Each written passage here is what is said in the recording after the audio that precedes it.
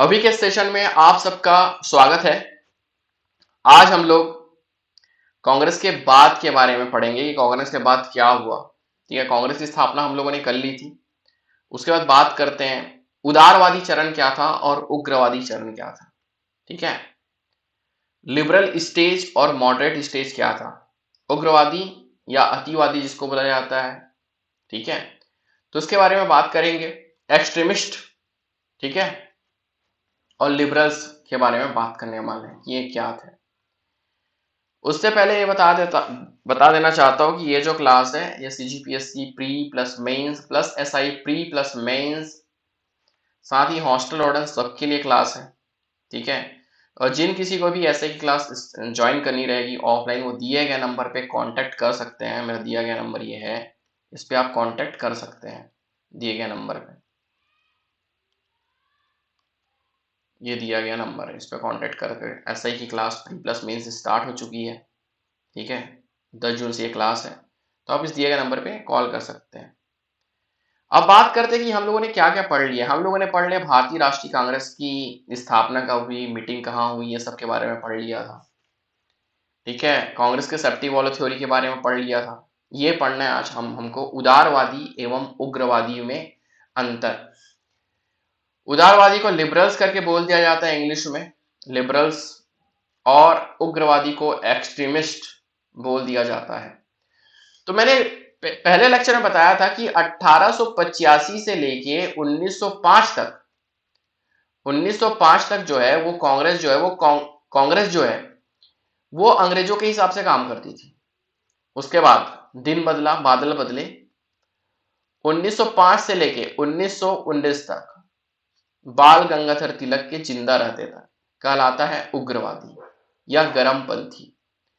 ठीक है, तो यहां पे देखिए, इसको मैंने अंतर में बता दिया है कि इनमें अंतर क्या थे। अंतर आप देखो, कोई भी चीज अगर पढ़ना रहता है, अगर आपको समझ नहीं आता तो दो टॉपिक का अंतर पढ़ लो, डिफरेंस पढ़ लो कि what is the difference between extremist and liberals.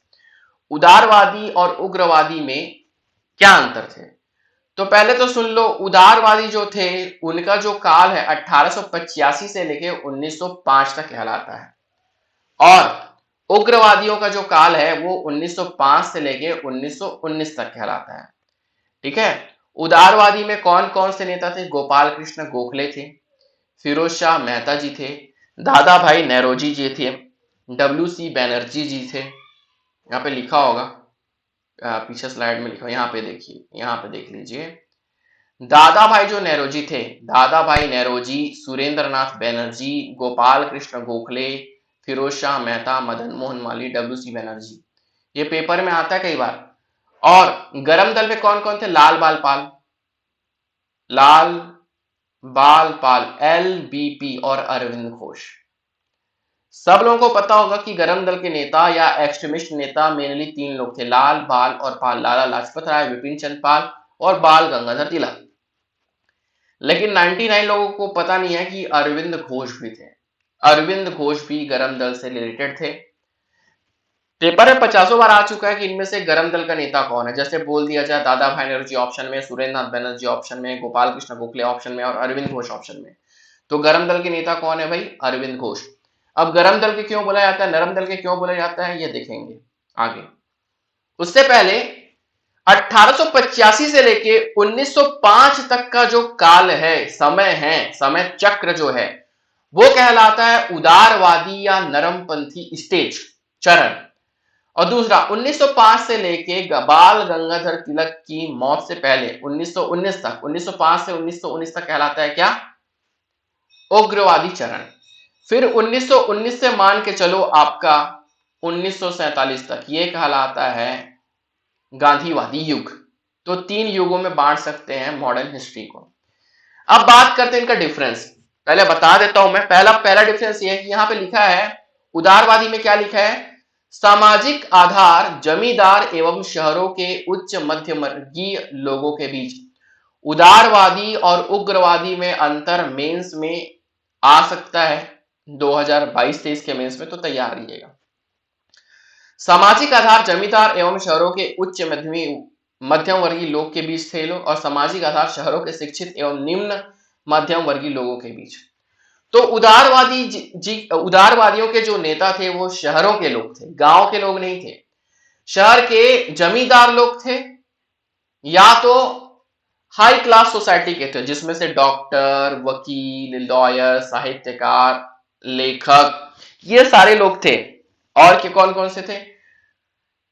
इनमें मध्यम वर्गीय परिवारों का कोई लेना देना नहीं था। ठीक है, मध्यम वर्गीय में कौन कौन से थे? उच्च मध्यम वर्गीय लोगों के बीच, मतलब जो हाई फाई सोसाइटी वाले हैं, वो लोग इसके नेता बने।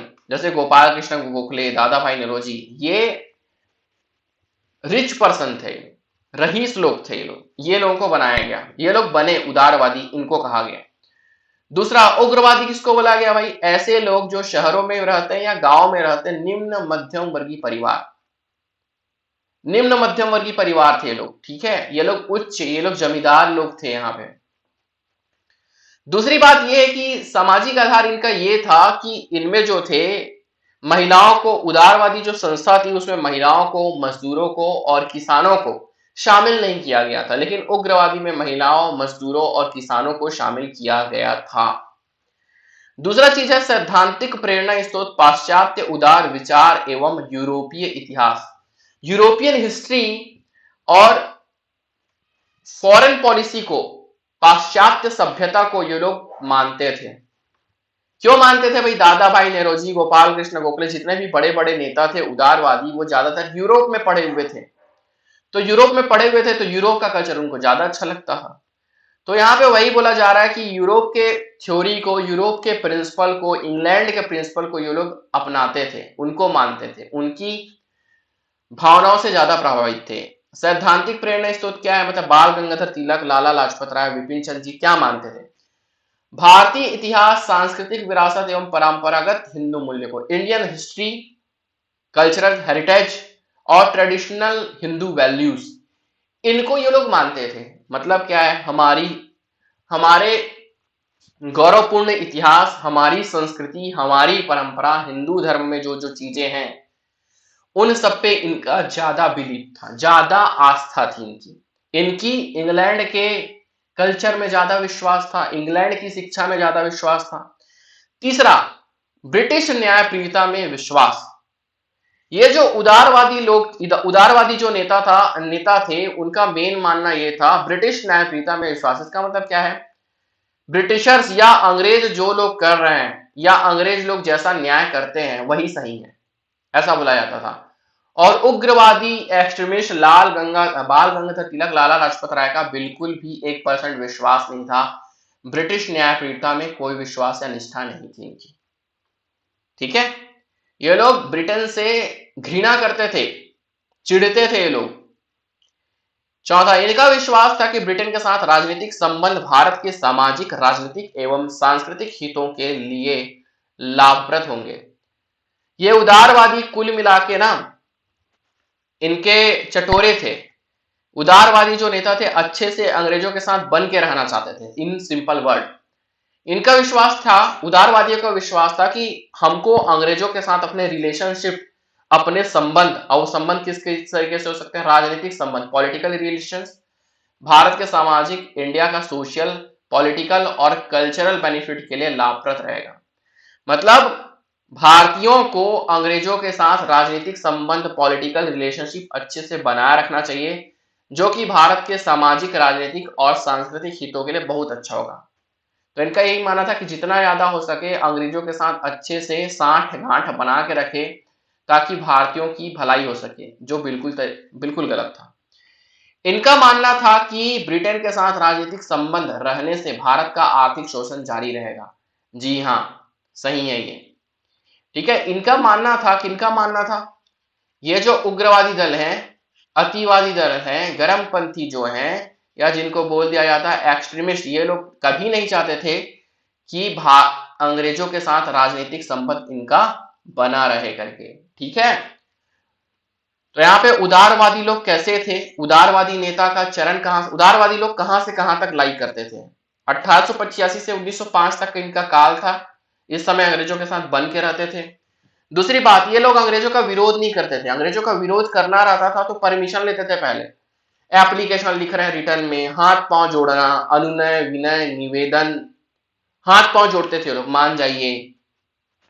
कोई भी चीज अगर मनवाना रहता था तो सर सर करके रिटर्न में आवेदन पत्र देते थे, एप्लीकेशन देते थे, जो उग्रवादियों को पसंद नहीं था। उग्रवादियों का गाना था हमारा भारत है, हमको पूरी स्वतंत्रता है, हमको कैसे जीना है, कैसे रहना है, कैसे हमको विरोध करना है, इन सब पे बिलीव था इनका। लेकिन ये लोग हाथ पांव जोड़ते थे अंग्रेजों के, लेटर लिखते थे, एप्लीकेशन लिखते थे, अनुनय विनय भिक्षा मांगते थे कुल मिला के। ठीक है, उसके बाद बात करते हैं पांचवा पॉइंट, ब्रिटिश ताज के प्रति पूर्ण निष्ठा। मतलब वही है कि जो ब्रिटेन जो कि कर रही है वो अच्छा ही कर रही है, हमको पूरा उस पर विश्वास है, ऐसा टाइप का इनका था। इनका विश्वास रत्ती भर नहीं था, उग्रवादी दल का जो विश्वास था रत्ती भर नहीं था, बिल्कुल भी निष्ठा नहीं थी, बिल्कुल भी वो लोग अंग्रेजों पे भरोसा नहीं करते थे।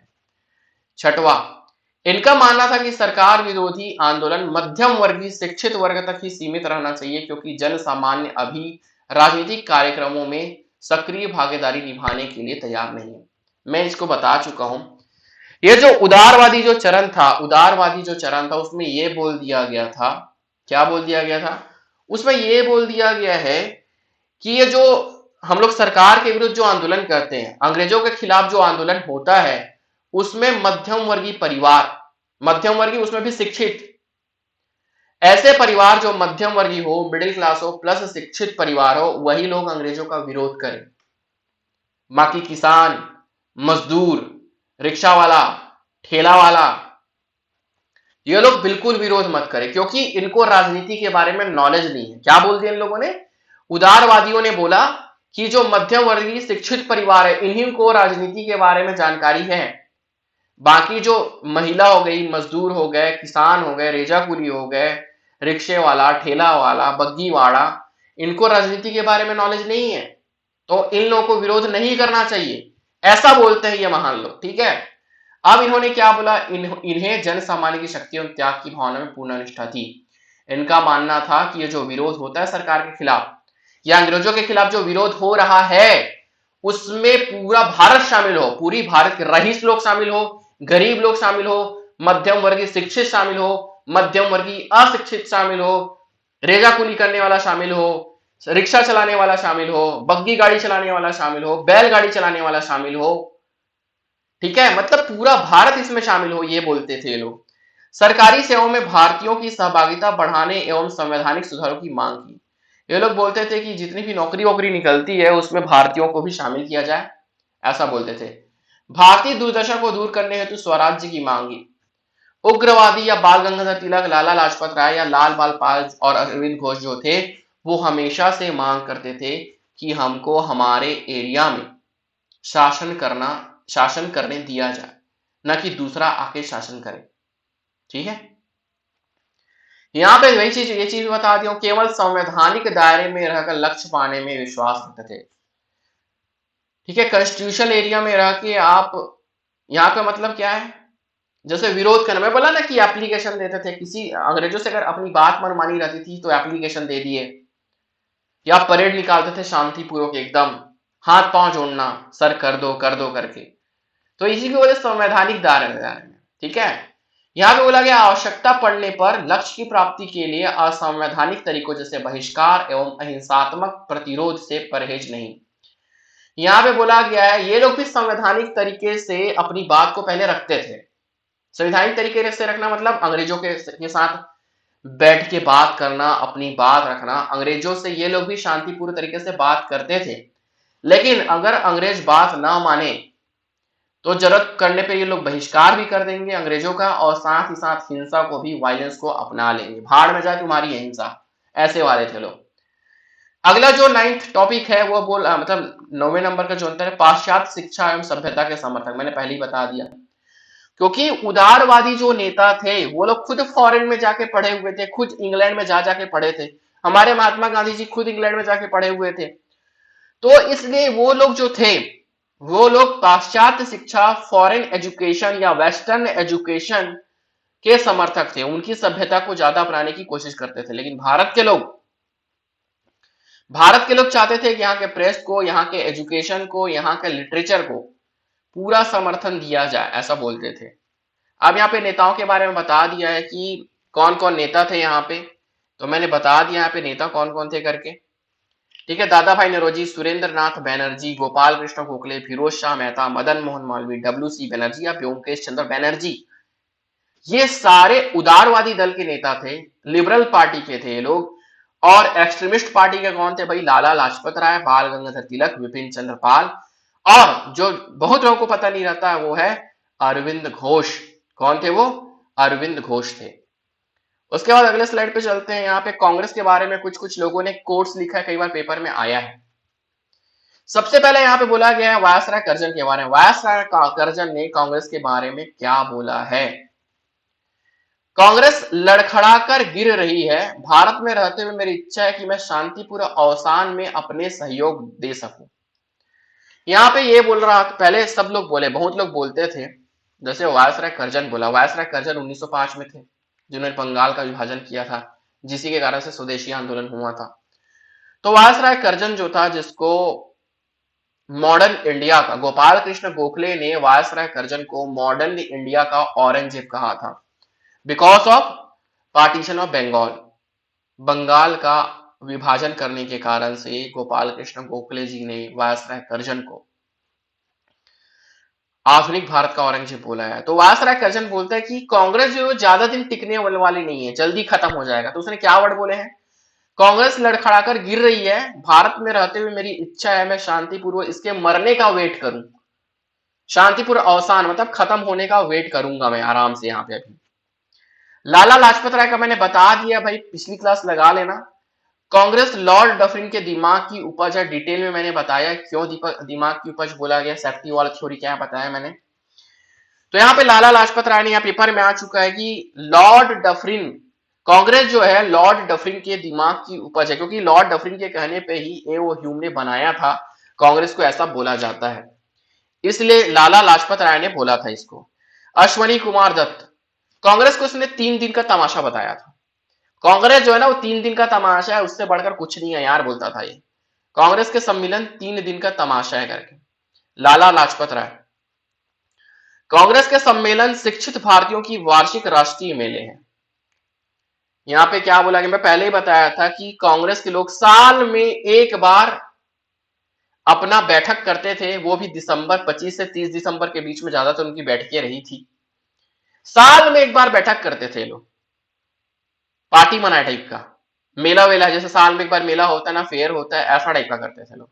साल में जब जरूरत पड़े तब इनको अपनी बैठक करनी चाहिए थी, जब जरूरत, लेकिन वो साल में एक बार करते थे, इसलिए कई बार इसी नाम से क्रिटिसाइज हुए हैं। देखो यहाँ पे कांग्रेस 3 दिन का तमाशा है, उसी को देखते हुए बोला गया। कांग्रेस के सम्मेलन शिक्षित भारतीयों के, मैंने बताया कांग्रेस में जो पहले 1885 से लेके 1905 तक है, वो उदारवादी चरण कहलाता था। इसमें शिक्षित वर्ग थे, जरूरत से ज्यादा शिक्षित थे लोग, तो साल में एक बार आपस में हाल चाल पूछने के लिए मिल लेते थे लोग।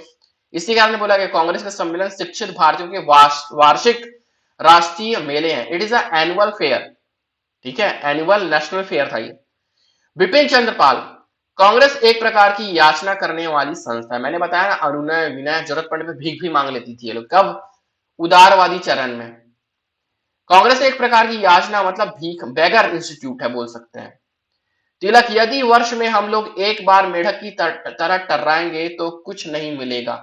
वही चीज है, कांग्रेस के लोग एक साल में एक बार मिलते थे, क्या इससे वो आजादी पा सकते थे? क्या वो भारतीयों का अच्छा से नेतृत्व कर सकते थे? यही चीज बोला है, यदि हम लोग साल में एक बार मिलेंगे, बातचीत करेंगे तो कुछ काम होने वाला नहीं। उसको अपने शब्दों में बोला उन्होंने, यदि वर्ष में हम लोग एक बार मेढक की तरह टर्राएं तो उससे कुछ नहीं होने वाला। पट्टाभी सीतारामैया, पट्टाभी सीतारामैया ने क्या बोला कि कांग्रेस के स्थापना संबंधी कारकों पर पर्दा पड़ा है। बोला है कि कांग्रेस की जो स्थापना हुई है उसके क्या कारण थे, कांग्रेस की स्थापना के पीछे क्या कारण थे, उसको बताया नहीं गया, उस पर पर्दा डाल दिया गया। मैंने बताया नहीं कि कांग्रेस की स्थापना के पीछे क्या क्या रीजन हो सकते थे करके। लॉर्ड डफरिन, लॉर्ड डफरिन ने क्या बोला, कांग्रेस संभ्रांत लोगों का प्रतिनिधित्व करने वाला संगठन था।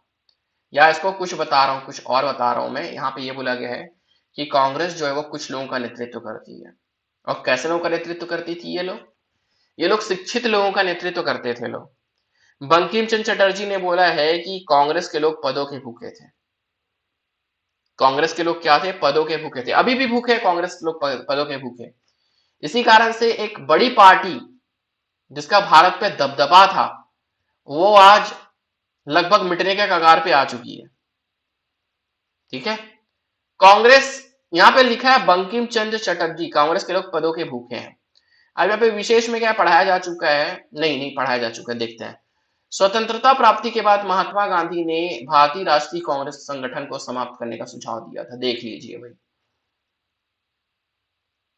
महात्मा गांधी ने स्पेशली बोला था कि भारत अगर आजाद हो जाता है, जब भी आजाद हो जाएगा, भारत जब भी आजाद होगा, उसके बाद ये जो कांग्रेस नामक पार्टी बनी हुई है, उसको आपको खत्म कर देना है, उसको आपको खत्म कर देना है। यही चीज बोला गया था महात्मा गांधी जी द्वारा।